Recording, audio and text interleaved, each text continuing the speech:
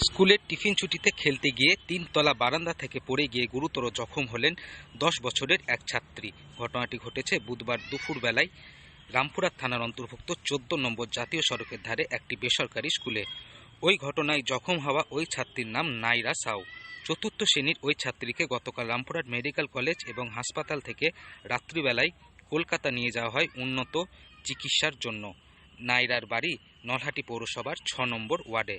প্রথমে তাকে Rampurhat medical college এবং হাসপাতালে নিয়ে আসা হয়।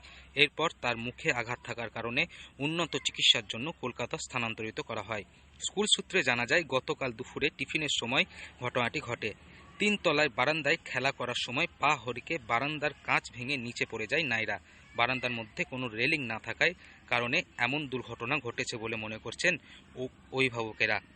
প্রসঙ্গত, গতকালকের এই ঘটনার পরে আজকে স্কুলের ছাত্রছাত্রীদের অভিভাবকেরা স্কুলে এসে হাজির হয় বেশ কিছু দাবি দাওয়া নিয়ে।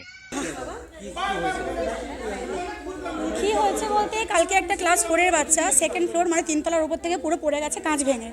তো ওখানে স্কুল থেকে দাবি করা হচ্ছে যে ওখানে নাকি রেলিং ছিল, অনেক কিছু ছিল, কিন্তু এরকম টাইপের কাঁচ, এখানে কোনো রেলিং টেলিং কিচ্ছু নেই।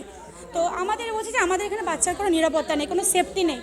আজ থেকে প্রায় 2 মাস আগে 3 মাস আগে আমার মেয়ের 11 নম্বর বাস অ্যাক্সিডেন্ট করে হসপিটাল মোড়ের ওখানে। তো সেই বাসের ড্রাইভার চেঞ্জ করা হয়নি। আর যদি আমাদের একটা বাচ্চার মুখে ঠোকা লেগেছিলো, নাকে ঠোকা লেগেছিলো, তার ব্লাড এসেছিলো। তো এইগুলো একদম দেখছে না স্কুলের তরফ থেকে। এবং স্কুলে HR ম্যাম নেই, প্রিন্সিপাল নেই। এখানে যে কিছু কয়েকজন স্টাফ আছেন, ওনারাই মানে সব রকমের দায়িত্ব নিয়ে রেখেছেন। বিশেষ করে আমি নাম করবো একজন রাহুল চ্যাটার্জি, রাহুল স্যার। উনি কালকে ইন্টারভিউ দিচ্ছেন অন ক্যামেরায় যে মেয়েটার শুধু 3টে দাঁত ভেঙেছে, কিন্তু মেয়েটার কী ক্ষতি হয়েছে সেটা আপনারা খোঁজ নিয়ে দেখুন, কারণ মেয়েটা আমাদের চেনা জানার মধ্যে পড়ছে। স্কুলের এক ছাত্রীর মা মোনালিসা রায় আমাদের জানান, গতকালকে ক্লাস 4-এর এক ছাত্রীর এরকম ঘটনার পরেও স্কুল কর্তৃপক্ষের কোনো হেলদোল নেই। স্কুল কর্তৃপক্ষের তরফ থেকে দাবি করা হচ্ছে ওই কাঁচের বাইরে রেলিং ছিল, তবুও সেখানে কোনো রেলিং নেই। এই স্কুলে বাচ্চাদের কোনো নিরাপত্তা নেই। বিগত বেশ কয়েকদিন আগে এই স্কুলেরই একটি বাসে হসপিটাল মোড়ের কাছে অ্যাক্সিডেন্ট হয়, তবুও এখনও অবধি সেই বাসের ড্রাইভারকে বদলানো হয়নি।